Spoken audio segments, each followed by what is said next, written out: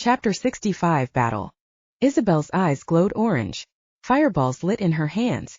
She combined them until it was 4 feet in diameter. Pushed it with her hands at me. The Lanie in me jumped to the side swiftly, while the Kira in me was amazed. I dodged another 2 fireballs, flipping through the air and landing gracefully about the circle. My mind worked. It was Kira's brilliant mind, and this time the Lanie side of me was amazed. I could feel the power thrumming through me. I pictured runes in my mind, clicking them into place as I realized what they meant. With Lanie's knowledge and Kira's intelligence, I formed a wall of pink light. It caught the next fireball and reflected it back at Isabel. Isabel's hair flew back as she absorbed her own spell. The glow in her eyes reddened with anger. Her lips started moving. The trees around the circle swayed. Their branches moved like arms as they unrooted themselves from the soil. They stomped towards me. I darted in between them, trying to gain some distance. Angie. I breathed out as I ran, then I remembered he was gone. My mind flickered through the runes I knew as I flipped and darted between the trees as they smashed their branches down at me. I used the pink light to form wings on my back. I flew through the branches and leaves as they smashed towards me. I spun and twisted in the air, dodging them with some trouble. It was hard getting used to this new appendage so quickly. I finally made it up above the forest. My wings glowed in the setting sun. Isabel rose above the trees. A dark cloud carried her towards me. Her hands came at me with clawed fingers. Lightning shot from her hands. I dipped and dived as I tried to avoid it but failed. The lightning struck me in the shoulder. I went tumbling down. Runes spun about in my mind. It was the way Kira thought, with pictures. Lanie was way more straightforward, but the 2 parts of me worked together until it felt like instinct. I lifted my hands to my sides and pressed pink light out of them. My descent slowed until I soared upward as I remade my pink wings. The lighting through my shoulder ached. I laced it with pink light, tying to stick the tissue back together. I turned to Isabel. She shrieked with rage as she soared at me. Her darkness melted into a sword. The dark blade grew huge. It seemed to suck in the light as I stared at it.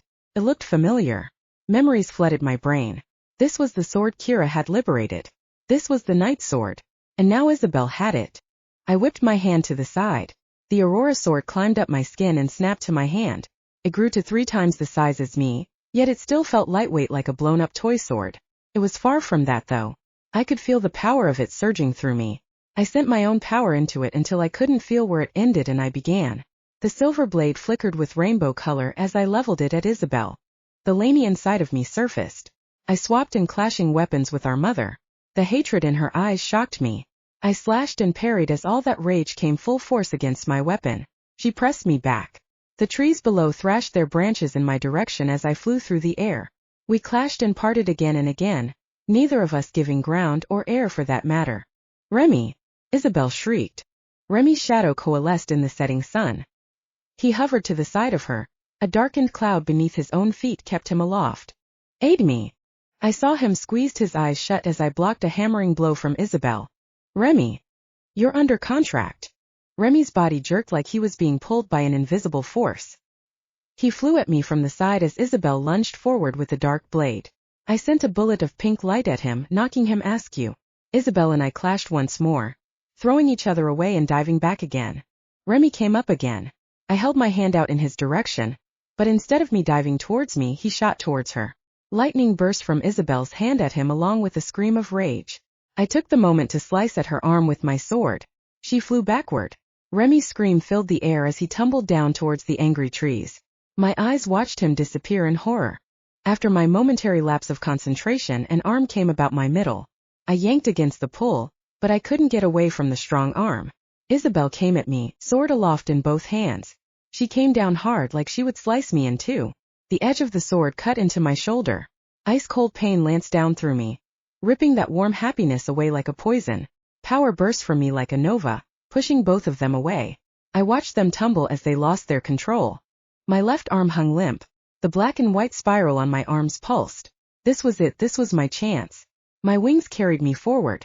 I lowered the tip of my blade as I plunged forward into the tumbling Isabel. I drove it down into her chest, pushed her down. I let gravity take over as we plummeted through the trees. The fingers on my injured arm spread out, pushing the trees back with pink light. We landed at the center of the Gemini circle. Dust clouded up around us as we hit the ground.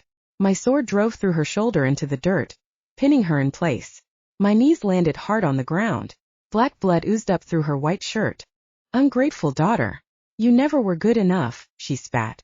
Black blood leaked from the corner of her mouth. I knew she thought that about me, but hearing her say it was still a blow. It brought that warm happiness down even lower. Isabel twisted her fingers. Icy dark pain lanced through my shoulder again, forcing it to move. Just like a poison, it had infected me, giving her control over my limb. I watched as my hand drew the sword from her chest. She rose as I was pushed backward. The warm pink light died within me as the darkness took over. She snatched the white sword from my hand and lowered it to my chest as she moved my limbs like a puppet with her power. I hung just above the ground, unable to move. Chest puffed out. The tip of the sword slit a hole in my skin. Bright pink blood trickled forth. How could you do this to me, mother? I always did my best. I always tried to be a good daughter. You were always part of spell. You are only a means to an end. Like a vegetable in a garden. And now you are ripe for the picking. The sword slid deeper. The cold pain chased all the warmth away. It hurt like hell, but I couldn't move. I couldn't even scream. All I could do was watch as she scarified me. Chapter 66, Sacrifice.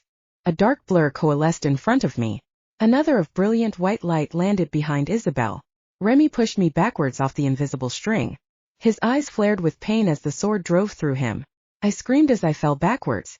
Angie pulled Isabel back, pulling the sword out of Remy. Remy fell to his hands and knees in front of me as Isabel fought against Angie's hold. His wings spread out as he fought her struggling body. I scrambled forward, then leaned over Remy. His breath was ragged. The hole in his back oozed with black blood. The same blood dripped out of his mouth as he fought to breathe. I lay a hand on his back. Remy, I whispered. Remy. Tears leaked from my eyes. Words came out in wispy breaths. Watch out. Spoon. Isabel stood before me with my sword over her head. She came down at me. I jumped out of the way, leaving Remy on his hands and knees. I rolled and plucked up her dark blade in my hand. Angie lay on the ground, holding his side. His feathers were blackened with traces of lightning marks. Gold blood dripped from his fingers. Why do you take everything from me? I shouted. I gave you everything I had. I loved you, mother. She cackled. You are not a person. Don't play those games with me. You are power. That is all. She twirled my sword in her hands, as she lined up her killing blow. I am a person. I said each word with emphasis as I ran at her, lining up my own final strike. Our swords clashed, white against black, good against evil, love against hate. The ground shook between us. The dark blade quivered against the light. Power surged up through my arms and into it, morphing the black into white. Pink power exploded, knocking Isabel back. I swung, slicing her arm, then kicked her down on her ass. She looked up at me with raging amber eyes. I hate you. I lifted my sword above my head and pointed it down at her heart. I looked down at her. I wanted to hate her. I wanted to be angry at her, but somehow I couldn't. I felt only sadness for this sad, pathetic creature. She let hatred and jealousy control her actions. She destroyed her own life and everyone around her. Matei, my father, Mila, Anton, even my brother. She destroyed everyone because she couldn't see past the greed. My sword lowered. Isabel's eyes narrowed as she watched me. You are too weak, she growled. She reached for the Aurora sword where it had fallen. I snapped my fingers and the Aurora sword jumped to my free hand. I held them both at her heart. I knew that look in her eye. She was going to kill me, just as she had killed countless others in front of me. I started to move the blades downward. I'll kill him, Isabel said. Her eyes darted to Remy kneeling over a pool of his own black blood. It will only take a snap of my fingers now. You kill me and he dies. My sword stopped again. Give me your power, it's mine. I created it. Give me what is rightfully mine. I couldn't. Juno entrusted me with this power. I thought back to all the evil things she made me do as Lanie, all the creatures she made me kill. And it was all for this, to gain power for her. She needed to be gone from the world no matter the cost. I stabbed the swords towards her heart. The blade slid into her chest like butter. She screamed. Dark and light shot from her mouth. Blood oozed out of the openings the swords had made. Power surged up the swords into me. I could feel all of my mother's power inside me just beneath my skin. The swords locked and cemented them there. The swords shrank into 2 daggers. I slid them between my jeans and my skin. They flattened and folded against me, once again one with their master. When the light show finished, my body sagged against the swords. Angie lay holding his side. His singed feathers were scattered around him. Remy held himself up on hands and knees. Blood leaked from his mouth and open wounds. I attempted to limp towards him. I heard a snap from behind me. His form disintegrated into shadows. I turned to find Mila grinning a too big smile with too many teeth at me. She said nothing, then burst into a dark cloud that slipped back through the trees. I turned to Angie. He lay holding his side. I went and knelt to him, pressing my hands to his wound. I used some of my pink light to knit together the deeper parts of the wound. How did you get here? I asked. I'm in trouble, he said. I nodded. I'll get you back, I promise. He held my cheek in his hand. I could feel the blood on it stick to my face. I'll be waiting. His form slipped through my fingers as he turned into purple smoke. I looked up to find Karma's disapproving eyes staring down on me. She turned and disappeared in a puff of smoke. I turned to the rosebushes at marking the Gemini circle spell. This was the merging spell that created me. This was like my birthplace. The trees stiffened as time stopped. Juno appeared out of thin air. Her musical voice sounded ominous in a minor tone as she spoke. You did well, daughter. I couldn't say anything. Why did you hesitate? I was trying to decide if she could change. Juno frowned. What did you conclude? If she isn't stopped, she will continue to spread evil in the world. Juno laughed. That may be true, but I am not concerned with good and evil. But if she did not die, she would continue to create another Gemini soul. I do not wish to be bothered by such things. And I was not interested in her contract. She turned to me. However, I am interested in yours. What do you mean? Work for me, daughter of Gemini. I will keep your contract safe. But I am not dead yet. I can still safeguard it when it comes up to bid. We are talking about your everlasting soul. I stayed quiet. For now I was a free agent. I didn't want to commit to a contract before I was even dead. She saw my indecision. Think about it. She turned away from me. Juno?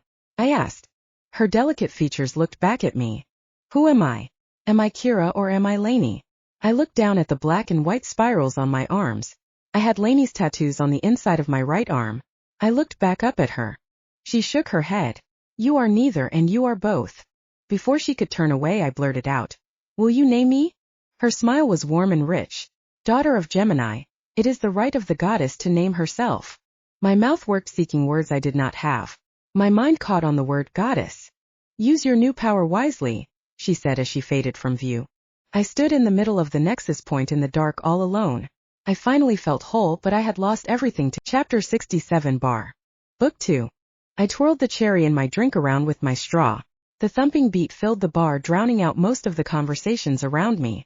I kept my eyes on the people around the edges, the ones in the shadows. I was looking for someone specific, someone that others wouldn't pay heed of. Particular couple caught my eye. Their aura glowed a slight pink and green. That was strange for this atmosphere.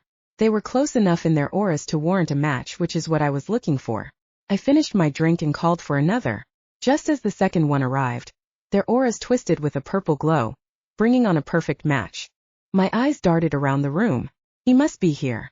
I saw the back of a dark blonde head turn and walk off. I left my drink at the bar, then pushed past the crowd. I kept my eyes locked on the man. If I could move fast enough, I could catch him. A man with tusked teeth and hard blue skin stepped in my way. I pushed past him.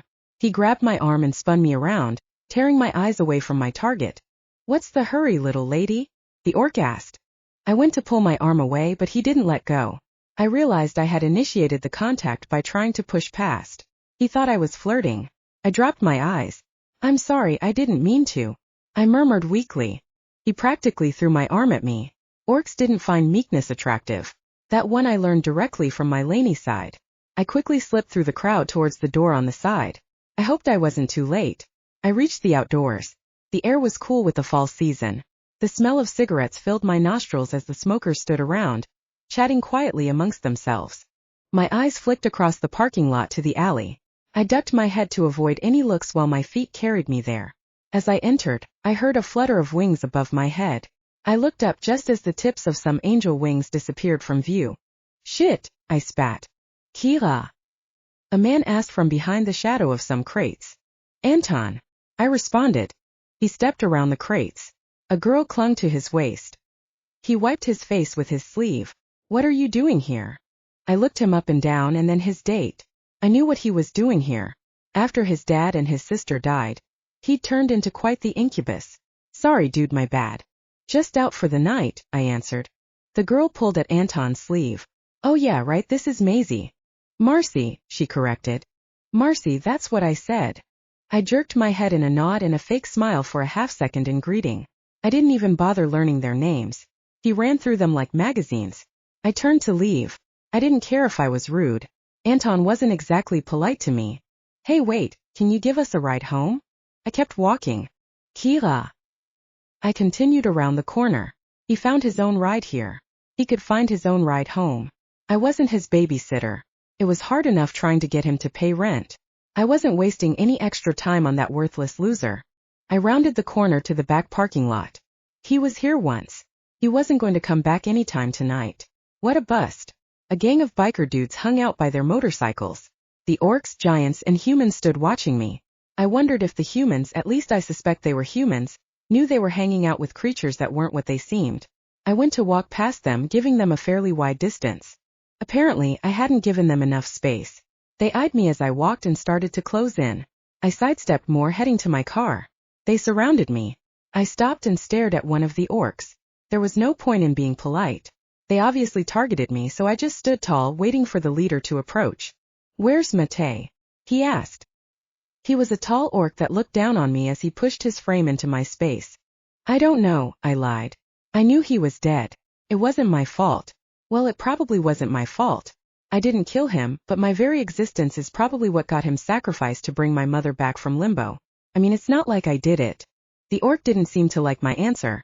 Or he could hear the thoughts in my head. I was still pretty new to what the unseen creatures could do. I don't believe you, he growled. So he couldn't hear my thoughts after all. Good to know. That's not my problem. I went to move around him. He moved to bar my path. Well, I think it is. Look, I don't know where he is. What more do you want? I think you're lying. Well, I can lie to you if you want. Matei's dead. Some big dark cloud ate him and his goons. I had nothing to do with it.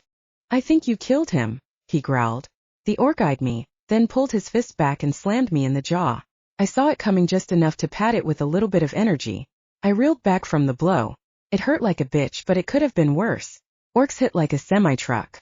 The orc shook his hand while his buddies laughed. Bitch has some power, the leader said. His buddies continued laughing. He stepped towards me. Let's see what she can do. Man, this was not my night. My eyes darted around the circle. There was no way out. My eyes glanced up. Okay, there was one way out. Wings, I whispered, directing my power to my back. It felt weak. I had been trying to practice the last few months since I had gotten it, but it hadn't been consistent. The pink energy formed into fairy-like wings on my back. Ooh, those are pretty, one of the men in the circle said. He reached out and tried to grab on, but his hand went through the magic. Pretty little butterfly is trying to fly away, said another. The leader closed in. I pushed off my feet hard, fluttering the wings when I was in the air. I made it off the ground about 3 feet before the pink wings flickered and failed completely. When my feet touched the ground again, the leader orc slammed his fist into my chest and knocked me back on my ass. Laughs continued all around. I gasped in a couple of breaths as I climbed to my feet. I really wasn't happy about what I was going to do. Both my hands opened to either side. The daggers folded magically in my skin, then slid up each of my arms. They looked like the ink of a tattoo that rippled up my skin and down my forearm. They folded out of my skin and into my hands. The white one appeared in my left and the dark one in my right. I twirled the left one like Lanie used to do when she practiced sparring. The right one wasn't as good, it had been Kira's dominant hand, but Lanie's skill made it better. The orc circle stepped back away from me. The leader orc and I walked slowly around each other in a circle. He stepped forward into my space, unconcerned since his skin was like armor. I slashed out with the light blade, bit into his skin. He jumped back. If he had been a human, his guts would have spilled across the ground. Instead, he held his stomach, where I had only managed to graze. Give this up, I said. I don't want you all to die. The circle erupted in laughter. The men encouraged the orc to proceed. That's some tough words for a pretty little lady. Maybe after I beat it out of you we can go back to my place. That is, if there's anything left of you. Do you really think Matei would let you sleep with his daughter? I asked. I was crouched down low in a defensive position. Daughter? You? His daughter is a pretty little blonde thing. Not you, you lying bitch. Fine, but when you find Matei you can ask him. I'm sure he'll have some choice words for you. A flicker of doubt graced his expression for a moment. but he jumped forward with a jab. I slashed at him. He jabbed a few more times, which I dodged by dancing away. It seemed nothing I could say would make a difference. I sent power into my blades. They grew to the size of short swords. They felt like an extension of my body. I spun and slashed at him with each sword in turn. Each blade landed a slice, one on his arm and the other on his leg. The crowd backed away a step as the leader howled. "Stop! This is a losing battle," I said. He jumped forward but stayed out of reach. My attention was focused on him, so I didn't expect the shove from behind that pushed me off balance. I stepped forward as the leader orc swung a hammering blow at my head. I didn't have enough time to cushion it. My swords fell from my hands as I curled up in a ball. I flew back, landing on the man behind me. I couldn't see past my spinning vision. I snatched up my blades again. They were daggers now. "See," I whispered, willing the power to quell the dizziness. The crowd was above me. A fist was coming down to land on my face. I tried to roll out of the way. I folded the daggers back into my body as I covered my face. Someone kicked me. Blow after blow landed on my body as the surrounding crowd laid into me. My body jerked with each hit. I could feel blood streaming out of my nose and threatening to come out of my mouth. I spat just before another hand came down and hit me again. The Kira inside of me screamed Remy's name, but I knew it was no use. Remy was gone, taken by the darkness. I wished for Angie too, but he was also trapped. The blows around me stopped. The group of men cursed. A pair of arms lifted me like a child. The wind rushed past me and I knew we were flying. My heart soared. It must be Angie. He must have gotten away. I tried to open my eyes, but one was already swelling shut. I blinked the blood and tears from my eyes as I tried to get a good look. Chapter 68. Kis. My heart sank. It wasn't him. This man's hair was dark blonde like my own. It was mid-length and neatly gelled to one side. Why did angels always look like impossibly beautiful models? Was that a prerequisite? I closed my eyes again. My body hurt. I coughed a bunch of blood. I felt it land on my shirt and dribble down my chin. "Hush," he said. "Don't." Another coughing fit struck me. This was not good. I probably injured something internally. "Heal," I whispered, directing energy to my lungs and stomach. I could feel the pink magic working a little. It flickered on and off inside me. It wouldn't be much, but after a time it would stop the bleeding. "Do you need a hospital?" he asked. I shook my head. I croaked. I figured. A moment later we landed. I heard him open the sliding glass door. I was deposited on the daybed in the living room. It smelled like Anton and sex. I squirmed. I heard the angel make a sound of disgust. "No, not." I struggled, starting up another coughing fit. He picked me up again. "Room," I managed as I waved my hand down the hall. He walked a little bit more before setting me down in my own bed. After a moment, a glass was pushed in my hand. He pulled me up by under my arms until I was sitting, then helped me lift the glass to my lips. I struggled to drink with the blood in my mouth, but the cold water felt good. I tried to open my eyes again. "So, I was going to die, huh?" I asked in short bursts as I struggled to breathe. He sat on the bed next to my legs. His dark blonde head nodded once. "Thanks," I wheezed. "Am I your new assignment?" He nodded. He reminded me of Engandriel, all stoic and passive. I tried to laugh, but it quickly turned to a cough. I tried to aim the blood at a single blanket. At least it was washable. "Have you been an angel for a long time?" "I can't say." I scoffed, but it sent me into another coughing fit. When I finished, I looked him over. He wasn't as big as Engandriel, but he was beautiful and muscular. He wore the same metal armor and bracers that Angie did before Kira told him not to. That thought made me smile. He had looked pretty good in those jeans and t-shirt last time I'd seen him. My mind drifted to Remy. He'd always looked good in his black attire as well. I shook my head. I couldn't be thinking of that now. I was dying. I could feel my body failing. The patch job I did with my magic wasn't going to be enough. It kept flickering in spurts. I had wasted too much on trying to make those damn wings. Deep waves of tiredness kept hitting me. I struggled to keep my eyes open. I need to heal faster. I needed more energy. My eyes flickered open.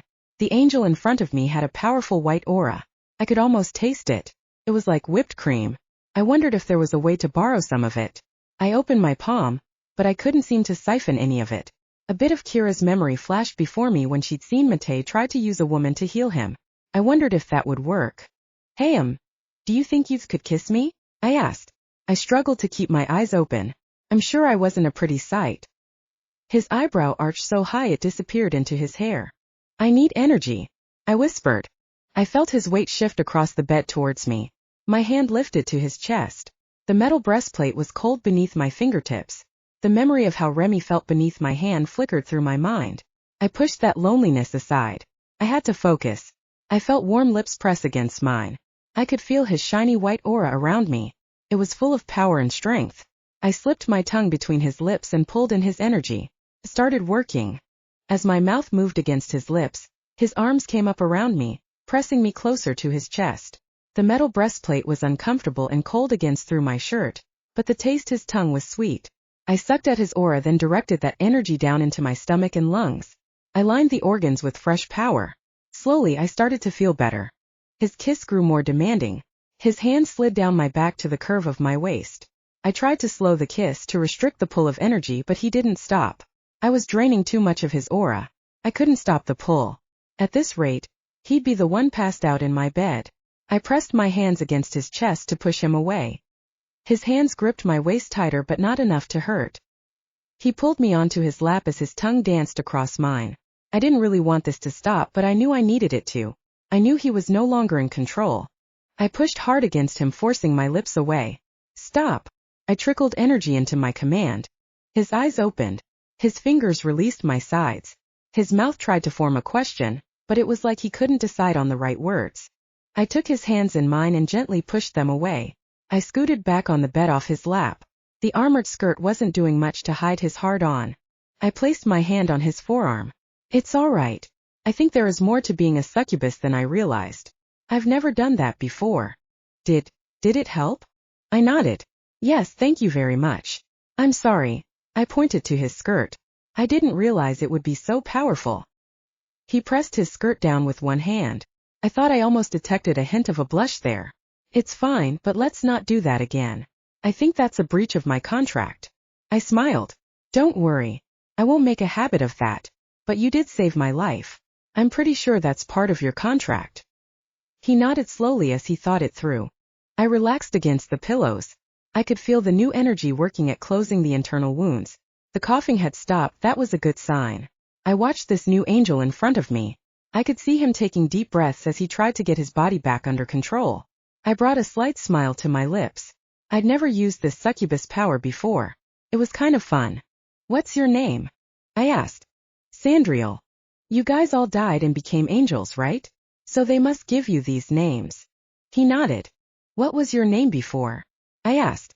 His eyebrows furrowed in thought. I don't really remember. What year did you die? He ran his hands through his hair. I really can't be answering these questions. I tilted my head to the side. Why'd they send you to watch over me? Are you a new angel? How many charges do you have? I watched him struggle against answering my questions. The corners of his mouth twitched. I decided he was probably new at this. He wasn't as good at hiding his emotions as Angandriel was. I let out a small laugh. Okay. I'll let you off easy. Don't worry. I'll figure it out eventually. He shifted positions to face me. Why do you have two names? My mouth turned up into a smile on one side. Because I am two people. He frowned. What do I call you then? Elena Gray? Acriana Hatfield? I shrugged. Both. Neither. I don't know. I use Kira's identity because she has a life and paperwork, but I really don't think of myself as one or the other. Juno said I get to choose my own name. Have you? I shook my head. It seems like such an important task. I don't want to pick the wrong one. I understand. Names are very powerful. He stood. Given the circumstances, I hope we don't meet again, nameless one. I think you'll find I will be your most demanding charge. He frowned. I hope that is not the case. He turned and left the room. I sunk into my pillows. The poor guy had no idea who he'd been assigned to. Chapter 69 Work. The extra powers did a good job patching up my insides. I woke the next morning to aches and pains, but none were life-threatening. I wadded up the bloodied blankets and threw them in the hamper. I get to that later. The room was neat and clean. I was able to part with a lot of the things Kira held on to. I just didn't need those things anymore. I wasn't trying to fill a hole in my life like she had. I finally felt like my whole self. I did feel lonely. I missed Remy and Angie, but I knew that, so I didn't hold on to unnecessary items from the past. I showered the dried blood off. When I stepped out of the shower, I wiped the mirror down with a towel. My freckled face looked back through gray eyes. They were officially blue, but it was like all the color had leaked from them, leaving only the gray. My dark blonde hair looked ashy brown from the shower. I combed long, straight locks out with a brush. I braided it back and headed out with no makeup on. I dressed in my store smock with a black long-sleeved shirt underneath the pale yellow to cover up the swirled lines on my arms, then wore a pair of black dress pants. The Hornet started up with only a little protest. I slammed a bit of power into it with my fist on the dashboard. Even with that bit of jump start, it still only coughed to life. The 5-minute drive lengthened to 15 with the traffic. Lunchtime was apparently the worst time to drive. As I stood waiting for the red light to turn, the people on the street passed me. They were unusually tall and unusually short creatures mixed into the regular human crowd. Some had red eyes, some purple. There were all shades of different colored skin, include greens and blues. Every one of the stranger creatures dressed in something normal, like jeans or a trench coat, to hide themselves. I figured that made it easier for the veil to rewrite the humans' memories. I pulled up to grocer outlet. The sign still wasn't fixed. It had lost even more of its lights, so only the O was lit. I shook my head. The store always had people in it. It should be making enough money to fix a sign. And even then, with a fixed sign, more people might decide to stop by instead of thinking it was just a rundown grocery store. I mean, it was, but they may not think that while driving by in the car on the street. At least let them get a foot in the door before they decide to run away screaming. The engine on the Hornet stalled out as I made the turn into the parking lot. I coasted into a spot before I put the brake on. I grabbed my newest shoulder bag. It was black leather, a good mix between Kira and Lanie. I pulled it over my shoulder, then headed in. The manager met me at my locker. I could feel him breathing down my neck before I turned around. He felt like something creepy. Angie was right. He did have a weird black aura about him. Kira, how have you been? Mr. Klein asked. Fine. I am hosting an employee party at my house tomorrow. Everyone should come. He smiled beneath his bushy beard. I have plans, I said as I closed the locker door. I didn't like being forced into work outings. Everyone will be there, he said. I was reading this as, you'd better come. Then who will run the store? I asked. It's a holiday, Veterans Day. We're closed. I couldn't swear in the store, so I swore in my head. Fine. I didn't even bother putting on the fake smile Kira used to walk around with. I didn't care about this job. I didn't need it. I could easily find something else. I just hadn't had the time yet. I pushed past him into the main store. You've changed, he called after me. I kept walking. I didn't have time or energy to waste on that creep. The time of being the nice, quiet Kira had passed. Fuck that guy. I took my place as the check stand counter. The relief mat under my feet was flat and worn, no longer adding any relief that I would desperately require in a few hours. I really needed to figure out what to do with my life. Kira was too smart, and Lanie was too driven to just be wasting our lives away at this dead-end job. Hell, even the library would be better, but they rejected my applications. I apparently needed a degree in library skills to work there. Who knew you needed a degree to search for stuff? No wonder I couldn't find matching socks. Many people and creatures passed. After seeing them for months, I barely noticed. I just treated them all the same. They were like faceless entities now, just going about their daily lives. I wasn't even a speck on their radar. All I had to do was spout the mindless, "Good afternoon, did you find everything okay?" over and over. Otherwise, my mind was free to roam over my next move. I overheard many conversations that day. 6 people had won the state lottery from this town, 3 people had won new cars in a sweepstake, and 10 people had won money from a national radio station. It seemed karma had been working hard to get my attention. At the end of my shift, Mr. Klein followed me into the break room. "I am looking forward to seeing you tomorrow night at my party," he said. I struggled against the Kira part of me. I wanted to put on a fake smile, nod, and then run away as fast as I could. The Lanie part of me wanted to deck him in the face. I fought between the two and ended up ignoring him. He followed me out to the parking lot. "So you will be there, right?" he asked. I stopped abruptly. My fingers clenched. Why couldn't this guy just get the idea that I didn't want to go to his stupid party? "Kira." I spun around to face him. I plastered on a smile. "Fine," I said through gritted teeth. I turned back to my car, then jumped inside. I closed the door as he approached. My fingers wrapped around the key. "God, in Juno's name, please start." I twisted the key. The car rumbled to life. I jerked the car into reverse and slammed the accelerator. I ran away from that creep as fast as I could. He stood in the parking lot watching me go. I think he was even waving, but I didn't dare look back. Chapter 70 Coffee Shop. Nighttime was just starting to descend. It was time for me to do my nightly hunt. I sent my magic out to the windshield of my car. Find Karma's magic, I said. I pressed my will behind my voice.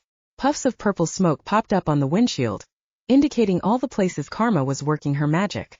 I knew she was toying with me. There were so many dots. I followed an unusually large patch. As I got closer, the spot on my window grew larger.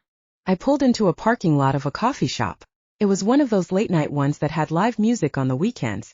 The people entering had long hair and fedoras. It wasn't really my crowd, but Karma's magic was all over them. This was definitely a trap set for me. I pulled my yellow smock off over my head. I let my long blonde hair down and wiggled into my jeans and a pair of short boots. I hope I looked pretty generic.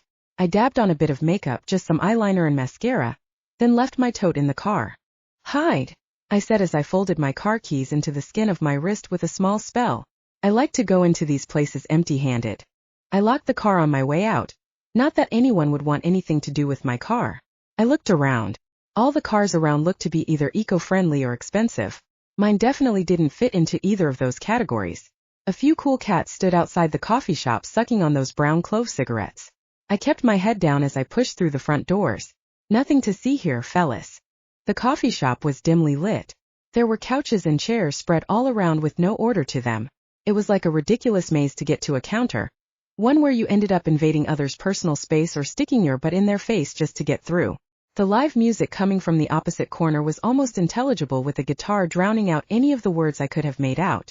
I found a spot along a wall between two couples where I could look casual and watch. My eyes cast around the room. The purple smoke touched a dozen of the auras here. Now I just had to wait. After 3 more brutal songs of gibberish, a bean-bag chair near my feet emptied. I tried to sit down, but it was impossible to do it gracefully. I nearly fell out and onto a couple sitting near my feet. I smiled and waved a sorry as I righted the damn thing. The barista came around. Iordere da kitea. After I suffered through another 2 songs, it finally arrived. I took the tea from my low position while slipping her a 5. She frowned. I slipped her another 5. She still left with a crease on her forehead.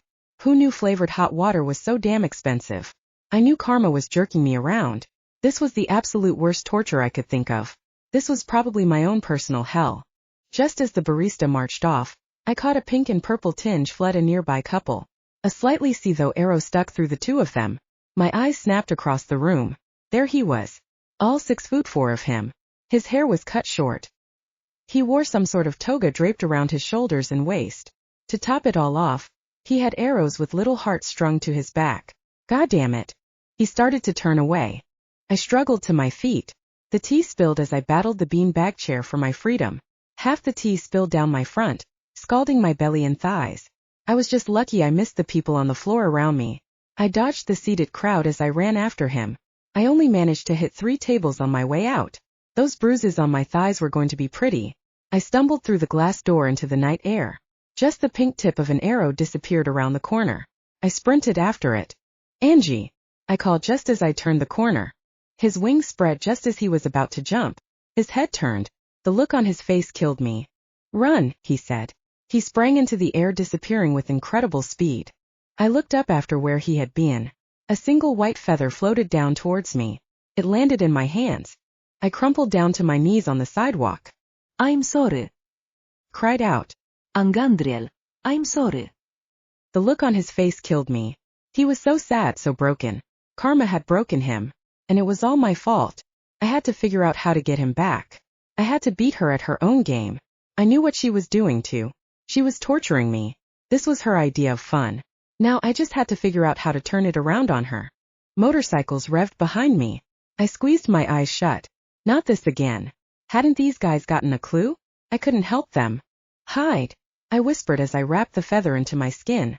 The outline of the feather appeared as a tattoo on my arm. I pulled my sleeve down. I turned my head to each side, stretching out my neck. This time I wasn't going to rely on my magic for a quick escape. This time I was going to fight these suckers. Boss wants a word with you, a man said as a hand landed on my shoulder. I grabbed his arm and flipped him over my shoulder. He landed on the concrete with the breath knocked out of him. He was a normal human. That was good. Probably would have just turned him on if he was an orc. I stepped to my feet and spun on my heel. 7 more guys were closing in on me. A few held blades, one had a chain, and a couple of others had brass knuckles. I was in for a nasty amount of pain. I backed away. 2 ran for me. I shoved my elbow in one man's face while I jumped to the side of his blade. The other, an orc, caught me in the side of the face with some brass knuckles. I patted the energy as best I could, but blood still pooled in my mouth. He recoiled for another blow as I caught my bearings. I dodged the next hit and kneed him in the balls. Another 2 men came at me with blades. I struck one in the throat. I struck the other with the palm of my hand right in the nose. I could feel the crunch beneath my hand. The second orc with the brass knuckles came at me again. I spun and grabbed his arm, then flipped over on to one of his companions who knifed him by accident. I put some distance between the first pile and me while the second wave came at me. The giant with the chain stepped forward, spinning it this way and that. He grinned wickedly. His companions backed off. "Reveal," I said. I flicked my hands out, summoning the blade from beneath my skin. My 2 daggers shot up my hip, down my arms, and slid into solid form in my hands. I jerked my left hand out to the side, and the Aurora sword lengthened. I sliced it out in front of me in a quick motion. The chains cut in half, spinning off. They caught one man behind in the face. The giant roared, startling me. He hunkered down and ran at me like a rhino. He hit like a rhino too. I was knocked off my feet as he ran, plastered to the front of him. I hit the wall like an egg. The bricks behind me crunched in. My breath whooshed out, along with a fresh spot of blood. I knew my injuries from the previous night weren't fully healed. This wasn't exactly a doctor-prescribed activity. The giant stepped back. I stayed propped on the wall, cradled by the brick body imprint behind me. The others gathered around the giant. They started laughing at me. The orc stepped forward. He slammed his fist in my face. My vision went blurry.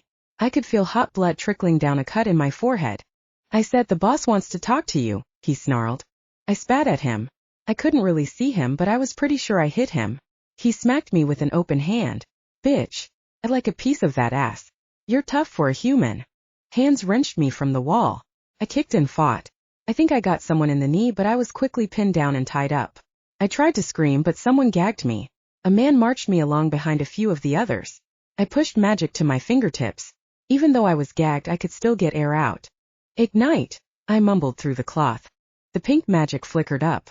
It was searing the rope. I broke the rest with a pop and took off. 3 men ran after me. I tried to send the magic to my back. Wings, wind, even rocket propulsion, it didn't matter.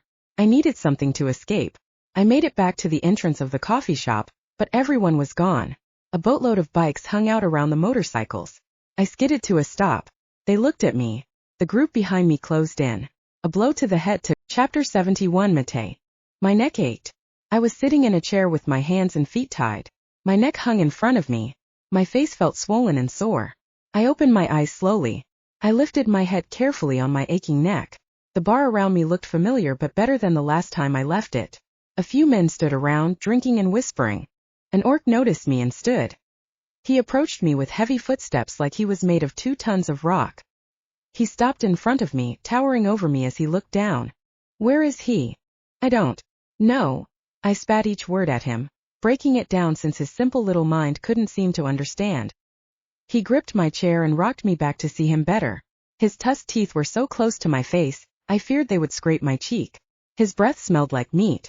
"You know something? You were the last one to see him alive." "I told you, I don't know."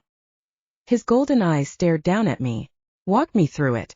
You summoned a demon, destroyed our bar, riled up one of my boys, then go after him. What happened next?" I could see sweat forming at his brow. His breath came in rapid shallow draws. There was something wrong with him. "I went for a nice night out. Had some pasta, had a nice drink, you know, a normal night. I didn't see Mate again." "And his daughter?" I shrugged. "She moved out." The orc let my chair fall back on 4 legs. It jarred me as it hit the ground, snapping my teeth together painfully. He balled his fists and paced in front of me. "Why is your boss so important to you? Just get a new one," I said. He grabbed a bar stool and threw it against the wall. The eyes already watching us didn't move from him as the stool flew across the room. They all looked on edge. He spun around. His face contorted in rage. He let out a blood-curdling scream at the top of his lungs. "I will tear off your limbs one at a time. I know you know something." He nodded to his cronies, who jumped from their places to his side. The group of them closed in on me. I think we'll tear it out of you. He lowered his face to mine. And if that doesn't work, at least you'll be in bit-sized pieces. He laughed roughly. His cohorts joined in. A giant reached forward and sliced my wrists. A man or creature took up each of my limbs. I bit down on my lip to keep from screaming in terror. Flashbacks of 2 orcs trying to pull me apart appeared in my mind. I banished them. They held me above the floor. The main orc walked around them. He leaned over. Last chance. Where is Matei? I don't know, I said. Boys. He flicked his fingers up. The vice-like hands gripping my arms and legs pulled at me. I could feel my joints loosen. A scream escaped my lips as my arms and legs stretched to their limit. Any last words? The word that came to my lips was the same name I always called when I got scared. Remy, I whispered. Remy. The room darkened. I wasn't sure if that was my loss of consciousness or if my guardian demon was actually here. My heart raced even wilder. My arm relaxed as the giant holding it fell back. I squinted as I tried to lift my head. The creatures around me fell one by one as the shadows zipped around the room. I fell to the floor. My head smacked hard on the ground. The room spun as my vertigo was knocked loose. I couldn't see the shadow clearly, but it approached me in the chaos. Arms wrapped around me. Everything went cold and dark for a moment. When the world became solid again, I was on the floor of my apartment. The familiar smell of my room hit my nose. I used a bit of power to stabilize my vertigo. The shadow lifted from my torso. I pushed myself onto my hands as I watched the shadow back away.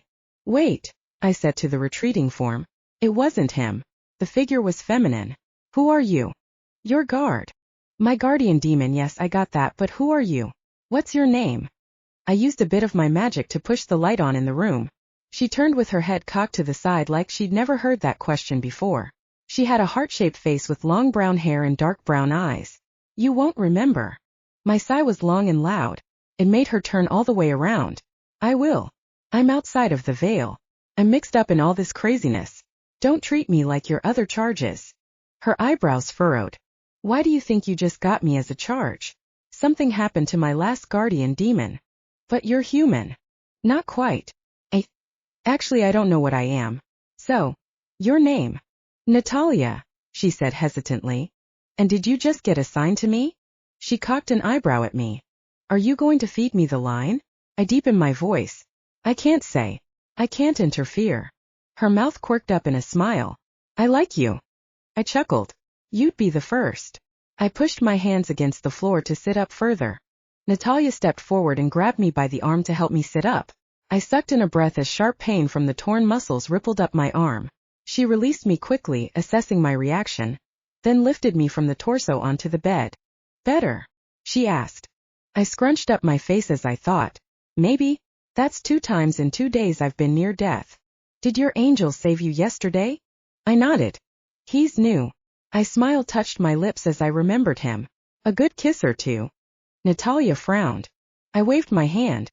No, no. He was helping me heal. I was testing out my succubus power. I think it worked a little too well.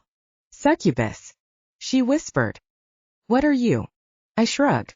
As I said, I'm still figuring that out. I don't have a name either. I could feel myself unraveling a little. Pink sparks flickered at my fingertips, zapping me. I jerked my hand back. Natalia's eyes flicked down to my hands.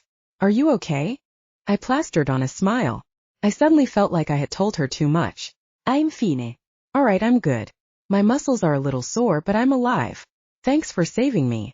She studied my face for a moment. All right. She turned slowly away from the bed. In 2 steps, her shadow fell apart and she disappeared. I sighed and leaned back against the headrest. Those things I had said were true. I didn't know what I was. I had no idea what was wrong with my power. I didn't even have a name. I missed Angandriel and Remy. Even though I felt like a whole person, there were so many more things for me to figure out. Reveal, I whispered. I flicked the angel feather up out of my left wrist. I was hoping to find Karma tonight. Or at least seeing Angie again would mean something. I knew she was just messing with me. And now these orc bozos were on my tail. I felt even more lost than before. Chapter 72. Wiener Dogs. I woke late the next morning. I think every muscle in my body ached. I was so stiff and swollen. I could barely move. The light streaming through my pale pink curtains told me it was early afternoon. My fingers crawled to the edge of the bed. Every fiber in my muscles screamed as I eased up into a sitting position. My feet touched the floor. I very carefully took one painful step at a time to the bathroom. The door opened before I could touch it. That girl, Marcy, stood in my bathrobe facing me with a shocked look on her face. It quickly turned into a smile. "Oh, I didn't know you were awake." I gave her a tight-lipped smile and a nod. She inched around me and disappeared. I rolled my eyes as I inched closer to the bathtub. I flipped the hot water on and let it fill. After a great deal of maneuvering, I pulled off my clothes and slowly sank into the hot depths. After a long time I could finally feel relief seep in. Everything still ached, but I could move now. My thoughts drifted to Remy and Angie as they usually did when I was alone. I wasn't any closer to finding either one of them. Angie was being yanked around by Karma. I knew she was toying with me and using him as bait. I just hadn't figured out a way to save him yet. My best bet was to find something valuable to trade with her. But what could I trade with a force of nature that she would want? Remy had given me a soul stone. Maybe if I could figure out how to make one of those, I'd be in business. My mind shifted to Remy. The Mila thing had taken him. I hadn't seen or heard a peep from the darkness since. No hint, no clue, nothing. I had no idea where even to start looking for him. That pulled at my heart. I could still feel Lanie's betrayal at him, but also her adoration for him. Kira's pain sank it even further. But even with both of their memories and thoughts, I still wasn't sure how I felt about either one of my guardians. I missed them. I liked them. They were hot. I wanted them back. But when it came down to it, what were they to me? Family? Lovers? Would I have to choose between them? I didn't have any answers, not yet. I guess I would have to see once I rescued them. I could probably pop on over to the library later today. Maybe I could find something in their older books. I needed to do some digging. Then I realized it was Monday, Labor Day. They wouldn't be open. And creepy manager Klein was expecting me at his lame party. I hung my head. I really didn't know if I could weather that kind of party. But I also wasn't sure if I could afford not to go. I'd have to find another job and I didn't have anything lined up. I also couldn't afford the time it would take me to find one. I sunk lower in the bathwater. I blew bubbles out my mouth into the water as I thought. Why was being me so hard? What if I just disappeared? No one would notice. I didn't have Remy here to save me or Angie here to give me a pep talk. And if I just disappeared, no one would be left to save them. I squeezed my eyes shut. All right. I pulled the plug and stood to shower off. I cleaned up and dressed. When I walked through the apartment, it was empty. I breathed a sigh of relief. Something about having Anton around set me on edge. I wasn't sure if it was because I knew what happened to his sister. Well, I killed his sister. Or maybe it was because the man he had become after her death was even worse than the man I first met. I crammed a bagel down, then headed out. I picked up a 6-pack of beer and some nacho cheese, then drove towards the manager's house. I pulled up to the suburban home.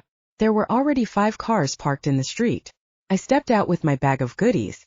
I took a deep breath, then headed towards the front door. A tall line of sunflowers decorated the flower bed. Everything looked so ordinary. I knocked on the red door. Yipping sounds came from the other side of the door. It sounded something like a herd of small dogs. The door wedged open. Mr. Klein's face poked around the edge of the door. His smile was broad. "Kira, please come in. Don't mind my little babies." He opened the door just enough for me to squeeze in with my bag. The little wiener dogs scurried around my legs, yipping and jumping on me. I tried not to step on them with each step. There must have been 7 of them. Mr. Klein turned around. "I'm so glad you could come. Here, just set your stuff down right on this table. Food here, drinks there, and come join us, we're all out back." I plastered on a tight fake smile as I wove my way through the dog maze. I really wasn't a dog person. I didn't hate animals, but this was the sort of situation that made me uncomfortable. I didn't really want to get nipped and peed on. Or I may end up hurting them because they weren't smart enough to get out of the damn way when I was trying to walk. I shuffled forward, then set my food and drink down. I snagged a beer, then shuffled through the dogs until I reached the back porch. There was a fire pit with several of the employees sitting around it. The manager was operating the grill further into the backyard. I took a seat at the fire pit and started sipping at my beer. Now I just had to bide my time until I could escape. It would probably be the most pain I endured in the last 3 days. Too bad there wouldn't be a guardian to come save me from this particular death. I listened to the mindless chatter as the other employees got drunker. Mr. Klein walked around with burgers on a tray. Everyone took one, so I couldn't politely decline. I got up and went to the food bar as many times as possible to fill my time. After agonizing hours, the sun started to fade, and the drunken employees started throwing stuff in the fire. Two of the younger men were dancing around the lawn, making fools of themselves while others laughed and encouraged them. Mr. Klein slid into the chair next to me. "Are you having fun?" he asked me. I didn't want to lie outright, but I couldn't seem to say yes, so I just nodded once then sipped my beer. "You should join the fun." He pointed to the two men. I shook my head. "Charades is easy, just give it a try." "No thanks." "Are you afraid of looking silly?" No. "Then join them." I turned to him with the biggest scowl on my face. I was about ready to unload on him when I looked into his eyes. They were black. "Why don't you join them?" he said as a command. I could feel my body moving. I marched over to the two other men and started acting out driving a car. I beeped the horn as I pretended to crash into the other two people. They shook their fists and started chasing me around the yard in their own imaginary cars. The other employees around the fire pit laughed hysterically. I tried to fight it, but I couldn't make my limbs obey me. I couldn't even open my mouth to speak a command for my magic. I just puttered around the lawn helplessly. I was able to flick my eyes to Mr. Klein. He sat grinning and laughing while he watched us run back and forth. I felt violated. No one should have that kind of power. That must have been what Mila felt when the darkness took her over. Was he the darkness? I stared as much as I could as I moved around, acting out the next scene at a grocery store. He did have black eyes, but they weren't clouded. His eyes looked like he had huge pupils. I didn't see any dark billowing clouds around him, and the feeling of him controlling me felt more like a violation instead of the cold tingling sensation I had felt before. So he was some new type of predator I hadn't encountered yet. Apparently, my life wasn't in danger, or at least to the point of dying because neither of my guardians were here yet. I could still feel him controlling me. I could feel my insides reel with revulsion as my throat tightened because I wanted to cry.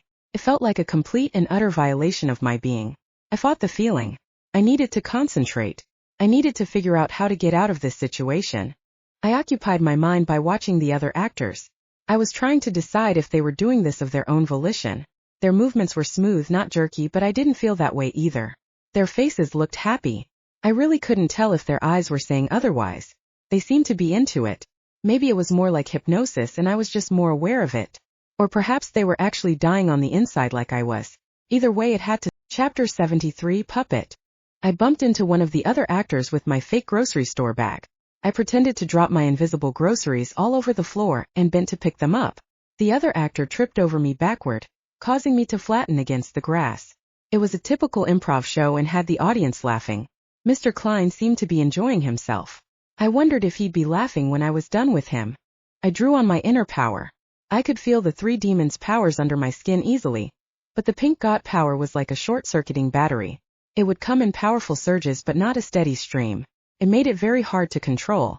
I brought what power I could to my fingertips. I couldn't direct it without speaking a command. I wasn't that good a sorceress yet. I wasn't sure what I was going to do with it either, but I would be ready when the opportunity arose. I picked up my pretend receipt that was under the other actor's foot. A pink spark hit his shoe. He picked up his foot quickly like it hurt. Maybe it was just him acting. I couldn't be sure. I looked up at him. He seemed to hesitate for real, like he'd been shocked out of whatever trance he'd been put in. Maybe that zap had loosened Mr. Klein's magic. Maybe I should try to shock myself. I stood slowly, my body still being forced around. I could feel the tingle of magic at my fingers. I gathered all my mental power, then pushed forward. It felt like moving through very sticky mud. I managed a stutter step before I was yanked back in the direction Mr. Klein wanted me to go. I caught a glance at his face as I spun about. He frowned deeply. He must have noticed me fighting it. I needed to stop a second and think about this. What was my plan? If I fought and he noticed, he would just double up his power, or drop all the other puppets and focus on me. Then he'd know I had power and either keep me from using it, or depending on how his worked, he could wield me like a weapon. There would be no way out. I would be screwed. But if I played along with this violation, I could hit him when he wasn't expecting it. I let the power fizzle out. Every part of my body wanted to scream and run away, but I couldn't do anything. I just allowed him to swing me about like a toy across the lawn. I would get him for this and make sure he'd never do this to anyone again. I just needed to figure out how. My body moved through the motions. The employees around the fire laughed. My mind worked through several scenarios. The best I could come up with was to sneak up on him and knock him out. But what did I do with him afterward? He'd just come after me again, and after my coworkers or someone else. I didn't really want to kill him, but I really didn't see any other way.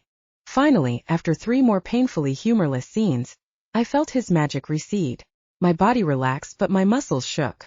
I looked over at him. Maybe he was getting tired. Maybe there was a limit to his power. That would be an interesting bit of information I could use against him. I sat down heavily in the chair. The people around me were still holding their sides and fighting the giggles. I don't know what came over me, one of the former actors said. Yeah, me either. I never do anything like that.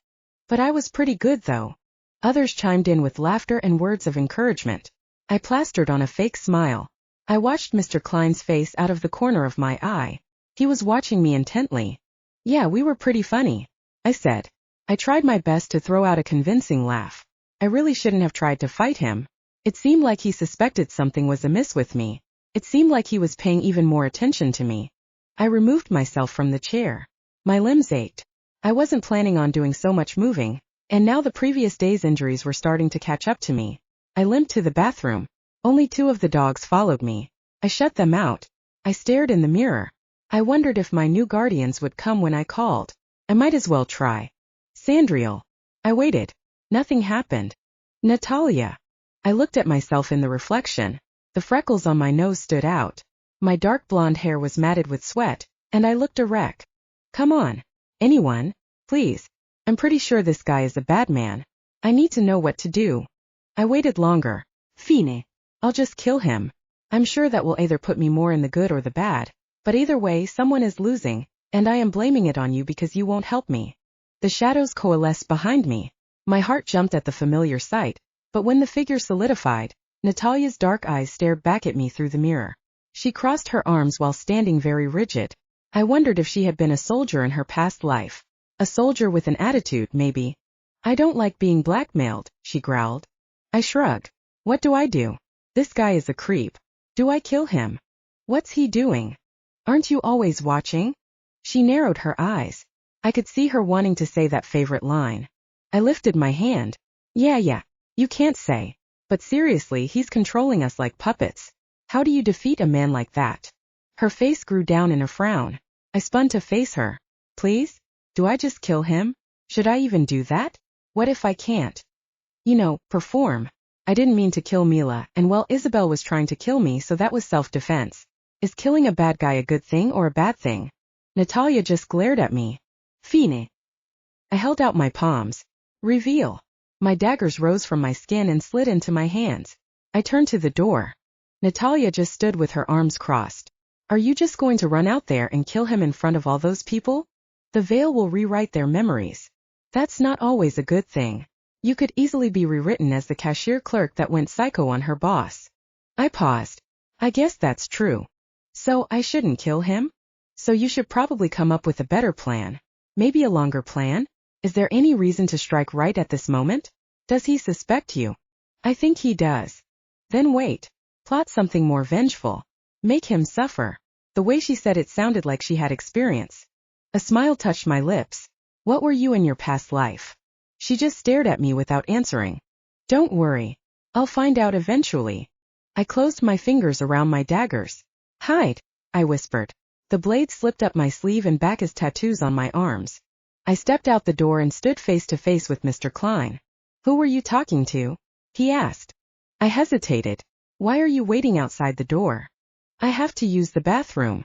I narrowed my eyes. The guest bathroom? Mine is under renovation right now. I turned to walk off. Who were you talking to?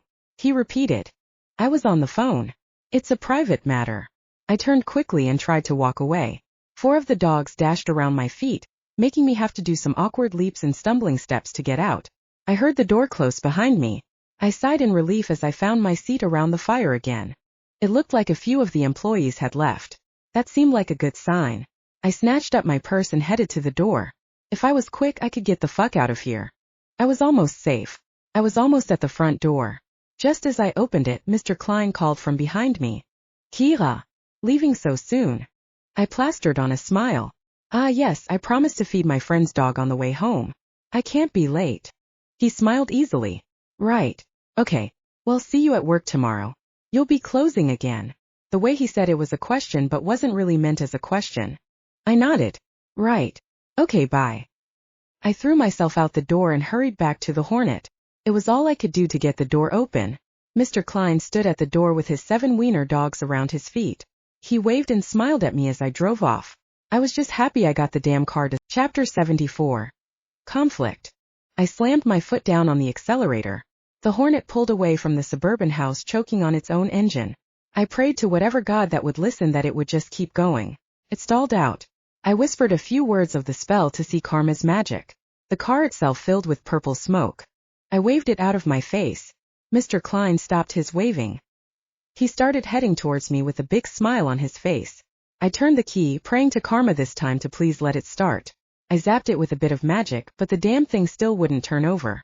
Sandriel, Natalia, please have mercy on me, I said to the empty car. Mr. Klein closed the distance. Someone, anyone, anything?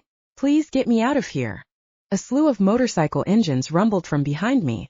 I looked into the rearview mirror. Maybe that wasn't the kind of help I wanted, but right now I'd take it. Mr. Klein slowed to a stop and watched the motorcycle close in on me.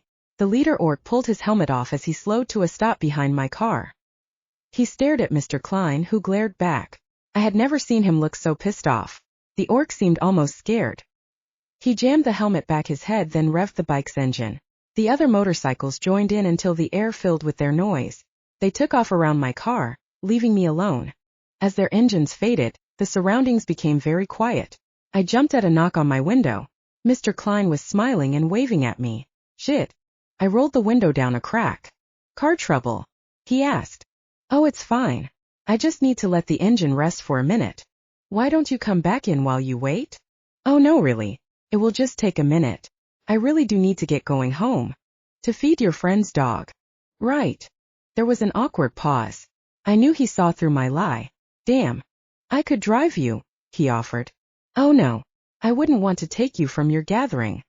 He got a faraway look for a moment, then turned to look at his front door. See, they are all leaving anyway. It wouldn't be an imposition. I gritted my teeth. He was controlling them again. I concentrated on his aura. The black color came off him in strings that connected to the employees. My insides reeled. I was next if I didn't find a way out of this situation fast. Come on, hop out. I'll take you. My fake smile started to fail. I could see his aura starting in towards me. The black of his magic circled me. My body locked up, bracing for his violation. Motorcycles in the distance revved again. They came back around the corner with guns and flaming bottles. Mr. Klein's eyes jerked up towards them as the motorcycles closed in. What's going on? I asked. Mr. Klein tapped the top of my car. I'll have to put your ride on hold. Give me a few minutes. He walked away from the car. The orcs and men hooted and hollered as they drove towards Mr. Klein's house. I twisted the key. My engine clicked. I sent as much power into it as I could. Start. Damn it, start. Please, I beg any god listening. Please just get my car to start. I pushed one more surge of power into it. The engine sputtered to life. The motorcycles drove past me. One man threw a Molotov, which broke spattering fire across the lawn. I could see the fire in my review mirror as I revved the engine to keep it from stalling when I shifted into drive. Mr. Klein waved his hands forward. His black magic trickled out from him towards their bikes. The auras of the riders in multiple colors started to darken. One of them pushed out an orange shield, blocking the path. I didn't wait around to see anymore. I shifted into drive, then slammed the accelerator. The Hornet crept forward, slowly gaining speed. I didn't even slow as I took the corner away from them. I could hear the motorcycles and yells behind me, but I concentrated on driving as fast as I could away from the chaos. I didn't know what it was all about, but I certainly didn't want to stick around and find out. As I left the craziness behind, my breathing relaxed. I didn't realize how tense I had been. I lifted my hands one at a time off the steering wheel, stretching them out. The blocks crawled by as I made my painfully slow escape. After 10 more blocks, I heard motorcycles again. Shit. I slammed the accelerator and blew a stop sign. There was no way I was going to outrun them. Maybe I could just hide. The real question was, how did they keep finding me? I tucked the Hornet in a side street and parked it behind the other cars lining the road. This looked like a little market area. There would be lots of people and lots of places to hide. I grabbed my purse and opened the door. The seatbelt jammed. I ducked my head under the belt and wiggled my way out. The motorcycles were getting closer. I could hear them down the next block. I took off down the street. A few heads turned my way as I darted past. Music from coffee shops, bars, and restaurants drifted out the open doors bidding patrons come in. I needed something with a back exit, something with a lot of people. I ducked into a club. People outside were smoking. The upbeat music inside was loud enough to thump my insides. I smiled at the bouncer and dove through the door. The place was packed. Good thing it was a holiday because there was no other reason for this small city to have so much activity on a Monday night. I slipped through to the dance floor and blended in with the crowd. I wasn't a dancer, but there were enough people that it didn't matter. No one could see me anyway. I kept my eye on the door. It didn't take long before men and orcs walked through the door in a pack wearing the familiar leather biker jacket. I snuck through the crowd in the opposite direction towards the back door. I looked behind me to see the men spreading out. I smacked into something solid. I turned back around to find a manly chest in my path. I tried to duck to the side, but he moved to match my position. My eyes lifted higher. My jaw dropped. Angie.